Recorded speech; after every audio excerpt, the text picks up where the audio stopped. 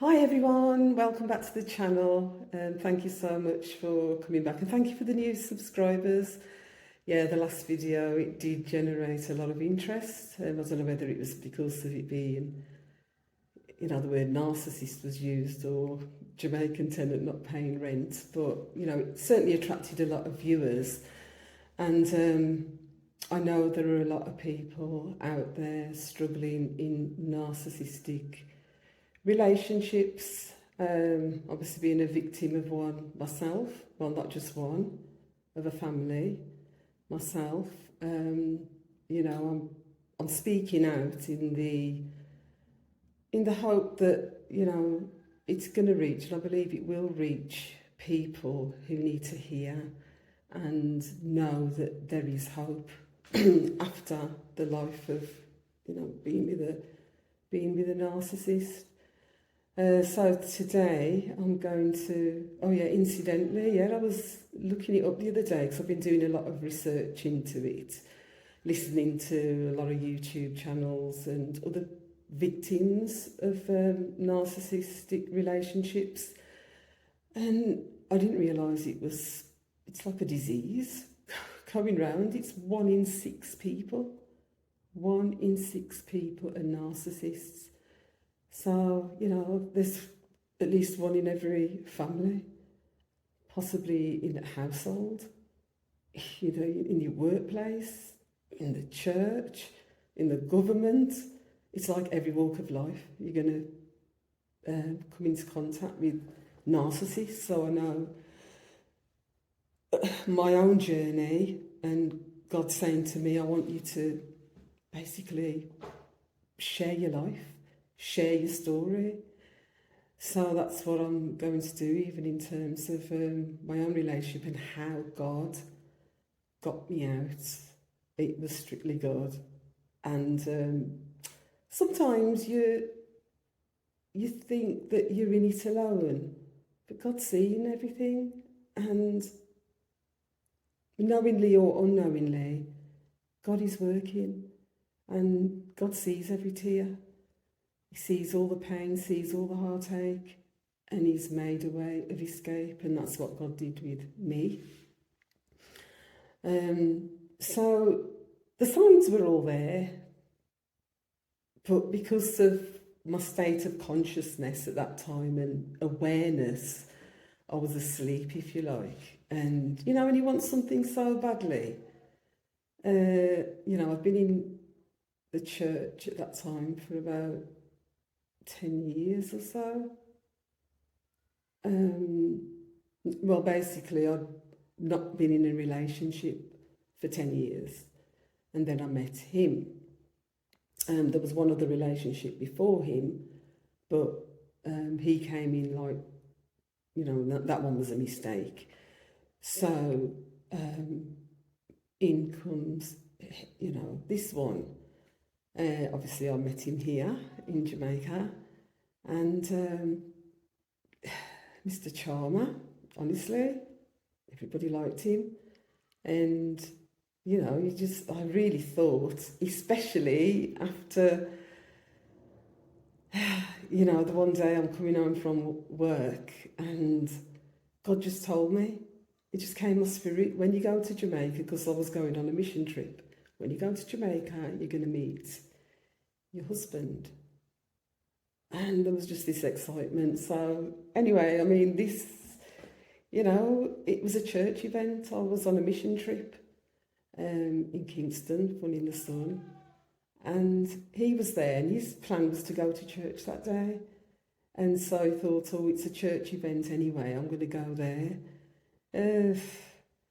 So, church.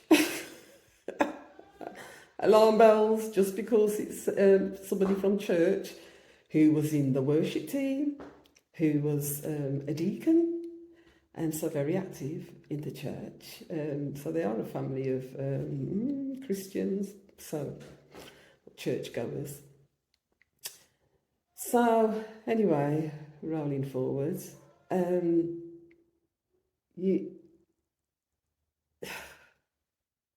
red flags were there. like I said, sometimes the things are there and you absolutely ignore them. And that's what I was doing. God says you'll meet your husband when you go to Jamaica. Well, I'm in Jamaica now. But God don't waste anything. Nothing is wasted. And in God's eyes, what I'm learning, nothing is really a mistake. There's things that I needed to learn. And being with him has taught me a lot about mankind, how, wonderful a person can be and how evil they can be as well.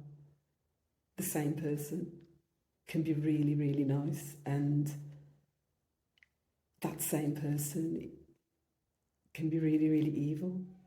Was and still is really evil. And when you yourself, like, I'm an empath, and I just don't think that, for me, I treat people how I want to be treated. Not saying that I've always been perfect and done things that ain't racked people off, because I have, because we've all got a dark side. We've all got a shadow self, the dark side, which that's what God's been doing since I've been here in Jamaica, working through the dark side of my character. So I'm by no means, perfect, but, even with my dark side, there are just some things I just wouldn't go there. I wouldn't go there, treat people in such an evil way, especially when they've done good for me. So anyway, he comes over, and maybe in other videos, other things will come out. But when it started to come to light, and that was because of my journey, because I said it in the previous video, maybe the one before, that I went, on a truth path, basically. God, I want to know the truth, the whole truth, and nothing but the truth, so help me God. When you pray a prayer like that, expect that anything can happen, and things will happen. You begin to see people for who they are. So there's no hiding anymore. So he saw this, he could see that she's seen through me. So my walk with God became a threat to him. So then he started going and telling people, oh, she doesn't believe in God anymore. She's talking about the universe and she's praying to the universe. He won't say that he's prayed to the universe. He's called out to the universe. This is the thing with narcissists. What they do is they'll point out all your wrongs, and they're not giving the whole picture. For me, I'll give the whole picture. I'll say all. And if I've got the bits why I did what I did.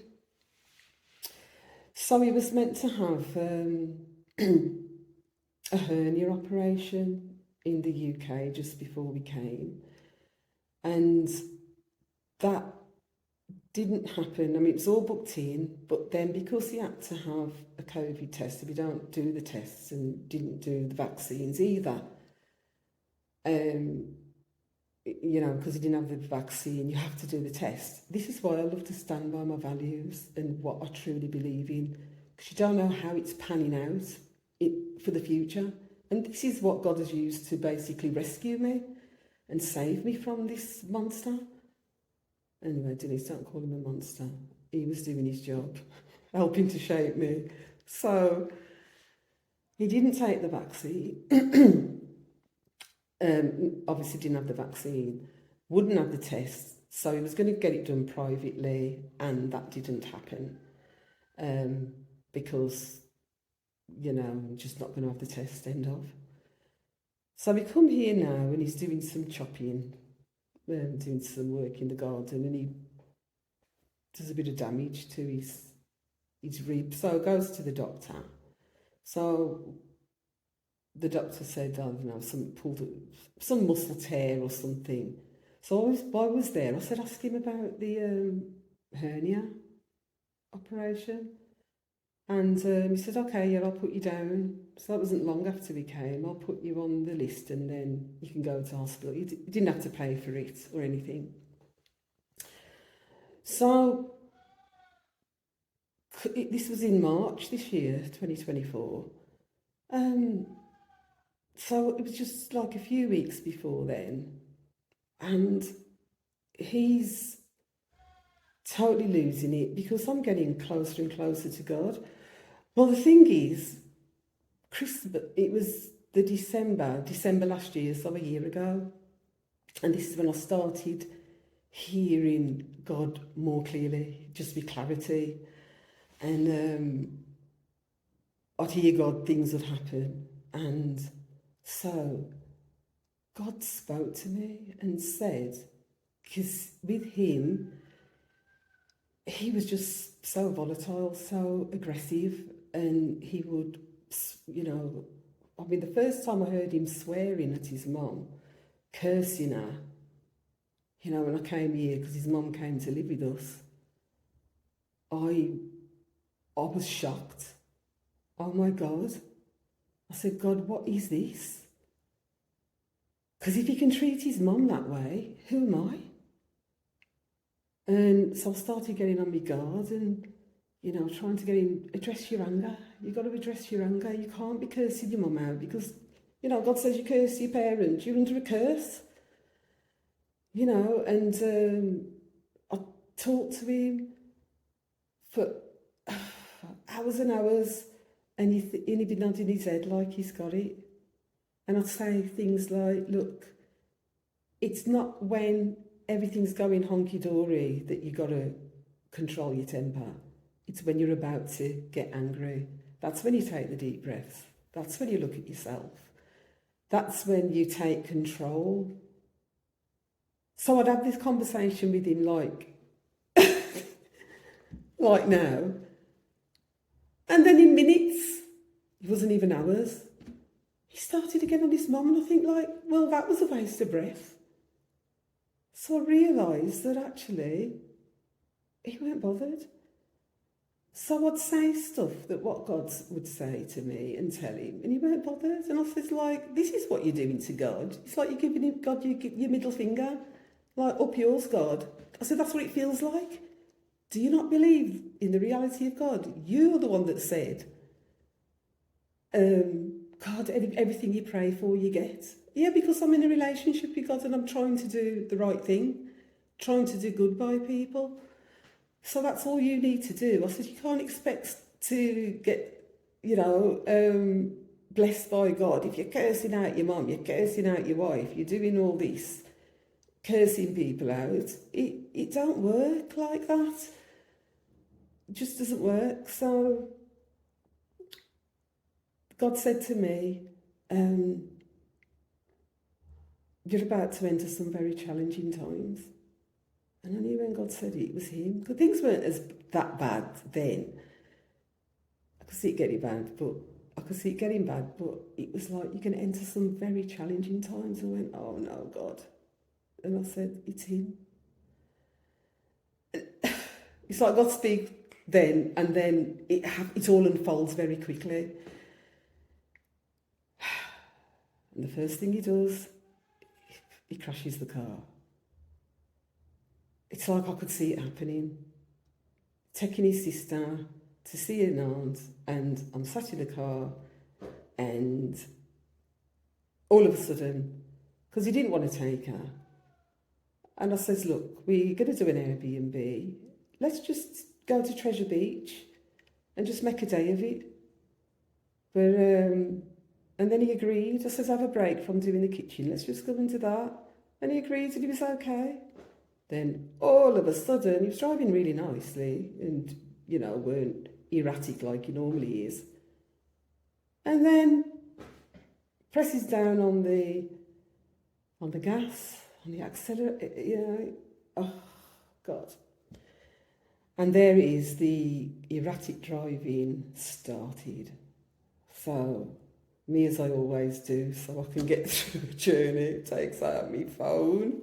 puts a spiritual channel on, put my headphones in and shut my eyes and praying, God, just send your angels to protect us. And then I opened my eyes and it impacted the car in front. I just sat there. I thought, my sister came out and I says to her, I don't know how much longer I can put up with this. Can't deal with it. You can't talk to him. And then blame me because you made me go. And the little voice was telling me not to. And the thing is, he sat in the car while the other driver is pulled over. He leaves the car in the middle of the road. And the other driver's pulled over. And the driver had to say, I want to your man, she say, you're coming at me. Indicating to him, like, come and talk to me. And then he's there. I don't know what happened. I just don't know what happened. I didn't even come out. I thought, I can't be doing with it. And other things start. There was just so many things. I just can't even go through everything. It got to a point where God said, hit the record button, start to record him. You're going to need it. And it was like the record button was on practically constantly because it was like anything would set him off. If I'm sat on the toilet having a number two, it was a problem. Why are you in here for so long? Well, I'm getting a bit of peace and quiet, you know what I mean? I'm having a word with God. I'm doing some contemplation. The best place is on the toilet. So you go back to bed and come back out and I say, for goodness sakes, do you know what I mean? Doesn't let me sleep because he can't sleep. Well, there's no rest for the wicked, is there? No rest. And that's not when you die and burning in hell that don't exist. That's when you're alive. You ain't sleeping. Check yourself. I sleep like a baby. God says he gives his beloved sweet, sound sleep. And I sleep like a baby. So much that I snore. And that was what was getting to him as well. And he said, telling me, would wake me up to have a go at me about something that's happened years ago that I didn't even remember. And I'm thinking, oh my God. And then, because you're snoring, you're doing it on purpose. I says, no, I'm not. Yes, you are. I says, you beef ain't with me. It's with God. God's made me. Have a word with God and tell him to stop me from snoring because it ain't really my problem because I'm fast asleep. It's yours. But then again, he's making it my problem because he's waking me up. So really, sleep deprivation, it ain't good. Then he would start gaslighting me, telling me I'd said things that I hadn't said, lying, telling me you're going mad, Denise, you're a wicked woman, you're worse than my ex-wife. And he'd be going on about this, that and the other. I thought you was better, but you're wicked. Didn't stop there. He goes out and telling everybody in the community how English women, they're whores, they're mean, they can't cook. Not realising that all this information is going to come back to me because they're seeing a different person to the one that he's describing. Beryl, thank God for Beryl. There was no electricity for 3.5 weeks. And I said to them, because I've got the solar, come and charge your phones here and whatever. And that's when things started to come out. And, people have gone past and hearing him arguing. But God had told me ages ago, stop arguing with him. And you're getting angry, Denise. Anger lies in the bosom of fools. And if you're responding to him, you're behaving like a fool. So the day that he has a go with his mom, and I'm saying to his, telling him to, back off, leave her alone. Then he starts on me, and that day he's going to church, taking her to church. When he's dropped her off and comes back, he's only gone and reversed into the pillar, the carport. And then he comes in, you see what you make me do? Like, what have I made you do?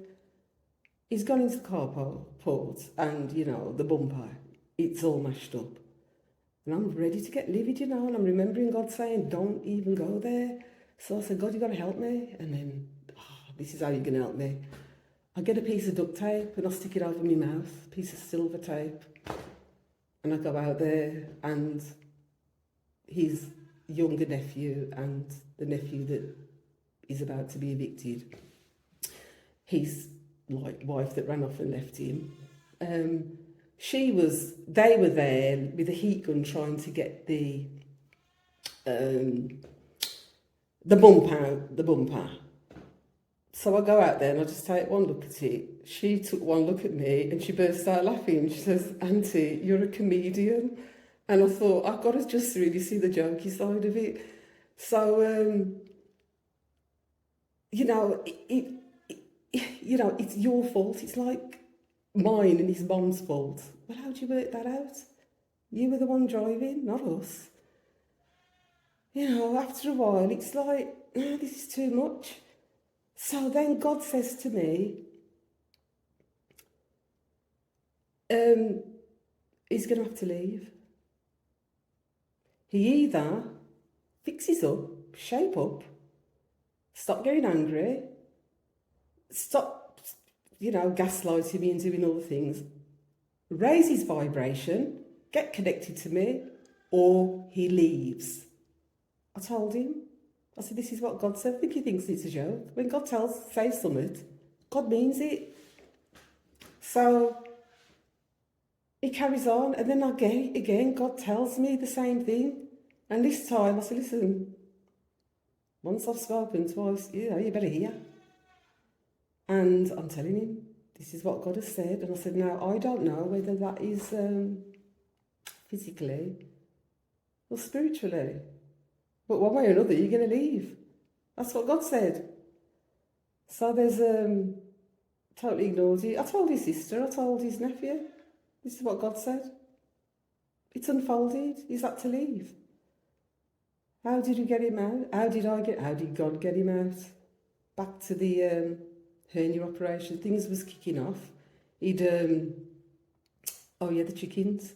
Raising chickens, and one day he's in such a rage, he punches the chicken in its neck, kills the chicken, and then the neighbours' goats, they come over, kicking up these goats and doing all sorts to the goats.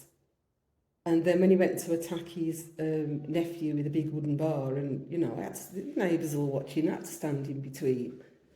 Stop it. Yes, his nephew did hit his 3-year-old daughter and left a mark on her face. So he was threatening to. So he was glad because he didn't want the nephew here anyway. So he stormed over, grabbed the little girl, walked over, and as my friend rightly pointed out to him when he went complaining to them, how I'm in something with his nephew. I've got something going on with his nephew. She said to him, well, how did that make it any better? She's already been subjected to violence, and then you've gone and done that in front of her. That's not good for the child. Well, he didn't want to hear what she had to say anyway. So anyway, the hernia operation, when all this is going on, and I'm praying and I'm saying, God, I remember praying for him, God change him. God said, no amount of prayer is going to change this man until he gives me permission to change him. He asks, he's got to invite me in. God can't violate his own laws. He's made his laws. And that is, he will not force anybody to do anything. So he don't force people to do something, and neither can we. That's trespassing. We can't change anybody. God says we've got to work out our own salvation. I've got to work on me with fear and with trembling, because I'm telling you, there's fear that comes in it, and that's going to shape us. That's what shaped me, doing things even afraid, fearful. I was terrified of this man, absolutely terrified for my life.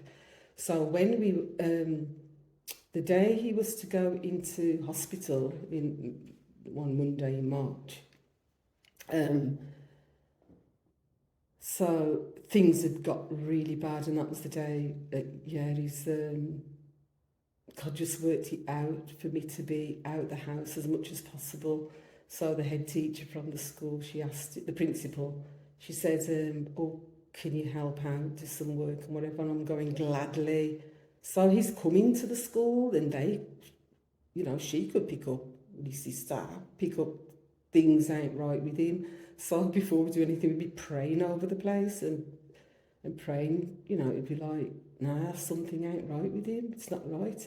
And it got to the point where I had to call my friend and said, like, when God actually said to me, your life is in danger, I can talk about it now, but, you go and tell people, oh, God says your life's in danger, they probably want to, it's like, God ain't going to tell you that. Well, God did. Your life's in danger. And I could see the signs. I thought, I can't ignore these signs. So, his blood pressure went sky high. And even previous to that, when I would, I'd have spiritual conversations and talk about people who had had near-death experiences. And I'd watched hundreds and hundreds of videos about that. And, what happens after death. And, learned that. And it resonated with me. There are exit points. Sometimes people have just had enough and they want to just leave the planet. So they die then, leave the planet, met with the angel of death. That doesn't say, off you go to hell because you've been whatever, but a life review. And all the NDEs, they're all basically saying the same thing. It's a life review. How did you do on the planet? And that's when you yourself, the person themselves, think, oh my God, was I such a pig? Was I so horrible? So, when he'd go in a little bit of a rant and whatever, and I'm talking about this to him, he says, well, I want to exit, because I think I've had enough. I can't take any more. So then his blood pressure goes sky high, so they're not sure they're going to do the operation. Then he keeps going on, you might go and kill me. No, there's this woman who was spiritual apparently, and she said to him when he was younger, you're going to meet a nice Christian-minded woman. So that's me. Obviously, this was prophesied. Miss D told me. And then all of a sudden, Miss D said, a woman's going to kill me. And I went, well, where did that come from? Been with you all these years, you never said that before. Well, I didn't want to, but now that I see things happening, then now I'm saying it. Oh, all right then. Well, it won't be me. I said, it's you killing yourself, doing all these horrible things. And then, but he's talking about you don't want to be here. And I went, death and life is in the power of your tongue. So you've got to be careful what you say to God, because you might just get what you want, what you ask for. So I'm better off dead. So these are all the conversations he's having. Wants to be dead. And it got to a point where I said to him, actually, maybe if you are off the planet, you know what I mean, get your life review, and when you come back next time, learn your lesson, because I know everybody, we've had multiple lives, and you come back, it's the lessons, the karmic debts and stuff. So, I just hope I don't wake up, he was going. I said, just be careful what you say. So anyway, the morning we go into Sav Hospital, Sav Lamar, the first time in my life, I've driven to Sav Lamar so many times, and I never noticed a funeral parlour. And all of a sudden my eyes are drawn. I'm thinking, oh God, this is time? Is he going to go? So what? Is this the way I'm going to be freed from this man? And so anyway, gets to the hospital, goes up, and then, because, synchronicities, signs, this is how God speaks. And, can speak through your intuition, something comes up at the same time, depends on what you're thinking about. There are so many different ways God speaks. And once you tune in, there's something in this. So then, he's about to go into the onto the ward. No, when we get there, go up on the elevator. As soon as I go in there, there's these blackbirds that are just flying in the window. And I'm thinking, what's that mean, God? So, good old Google. Blackbird's an omen of death. So it's like, see the funeral parlour I've never seen before. Now you got the blackbirds. And then they went. So while we were waiting, when he's supposed to go in, they called him to go in, the blackbirds came back and they're flying backwards and forwards. And I went, oh, I'm going to be free. I'm going to be free. So he goes and has the operation. You know how they never called anybody else as many times as they called me. I says, you know, is this it, God? Is this it? And, you know, it was like just telling me what's going on. And, and the last time they kind of called me, oh yeah, one of the times it's like, oh, you know, some of his personal items, ring, teeth, whatever, you've got to, you know, have these. So then, the last time they come out, oh, Miss Daly, and then I go to them, she says, oh, have you got some water? You know, because before that he's sleeping, you know, he's just got to recover. And then when she calls me, have you got some water? Because he doesn't want to drink the tap water, and you'll have some. And once he's had his paracetamol, he's ready to come home. And I went, home? And I tell you, I went back and I went, God, what's going on? Oh my God, I said, help me, what's going on? And I said, all those signs, what did they mean? And, oh God, I'm going, oh God, I'm dead. I said, when I go home, I said, you said my life's in danger. And I'm there panicking. And I just felt this, you know, I took some deep breaths and I thought, Denise, calm down so you can hear. And I just heard God say, go and speak to the doctor about your concerns. And when I did, the doctor said, why didn't you tell us this when you came in? We're going to have to keep him here.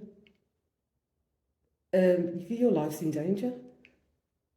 So it's like when God says it, and then you got doctors saying it, so they're saying, we're going to keep him.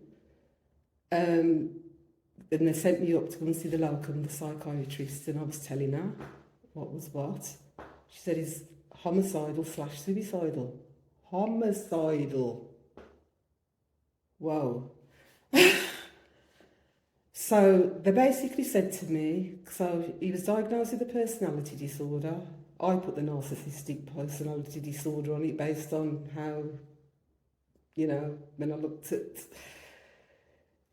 up, high spectrum, that's what he is. So I said, oh my God. She said, there's no treatment for personality disorder. You can get input from a psychologist, but we suggest that you get yourself protected. You're going to have to go through the police route, the courts possibly, and protect yourself. So I said, okay. And so that's what I did, reported it. I didn't even play, because I got loads of recordings, played some of them, and they referred me to the domestic violence unit. And they got involved and they said, right, we're going to you need to go to court, but it looks like you'll need an interim protection order. So try and get to the court to get that in place. And so that's how it ended up, that, you know, for me to go to court with it. So it was through advice, you know, the systems are here to help, to assist. You can't just be, oh, pray, or God change him, or be sorted out. No, protect yourself. I don't know if there's anybody listening and you're in this abusive, narcissistic relationship. Protect yourself, get out of it. It's not easy, but it's more than possible. Call on God. If you don't know God, call him anyway. He will step in because he can see what's going on anyway, and he's trying his best to get your attention, but God can't inter. God does intervene, but he's limited if you don't give God permission. But then God can still go all out and do what needs to be done to keep you safe. But, you know, at the end of the day, things happen. And, you know, recently there was a 64-year-old woman here in Jamaica that, you know, was murdered, 37-year-old man. And, you know, that's hit the headlines. And I'm thinking, like, that could have so been me. And it could so be anybody. And I believe that God, the universe, sends out the red flags and will shows us. But a lot of the times, because what we want these people, we want them in our lives, we don't want to be lonely. So we ignore them, ignore the warnings, ignore the red flags to our own peril. Even when the lawyer, when I was talking to her, she said to me, "Did you not see the red flags?" And didn't you run the truth path? I did actually. She shook her head. She starts telling me about her life and, you know, her boundaries. I said, "God, thank you for this teacher." She said, "I don't mess about." She says, "Take a stock of your life, woman." She says, "You're giving away your power. And don't let no man treat you you know, like a doormat. Don't do it." And so, yeah, they were happy to give me the, you know, the protection, the interim. Later went back to court for another one. And I mean, even then, even in the court, he's telling family members that we all ganged up on him. It was all women. I think he thought, "Oh, God's so funny." You know, he weren't a bloke. It was this attractive judge. She only looked young, super attractive. She was stunning. I thought, is this a model or is it a judge? But she weren't taking on nonsense. And I had to say to her at the end, I says, "Your Honour," I says, "right about now, he's got, you know, people that believe him. They don't believe me." And she had to stop me. She had to stop me and say, "I've got somebody calling me, so I'm just looking at this. This is 37 minutes. I'll continue. This will be a part 2. So, and I think the phone's getting a bit hot. So thank you for watching. And yeah, do join me soon for part 2 of this, you know, how God got me out of this narcissistic relationship. So yeah, thanks for watching. So please subscribe, like, and share, and pray. And if you fancy buying me a coffee, then there is a link in the description box below. But yeah, I must go. All right then. See you soon. Bye.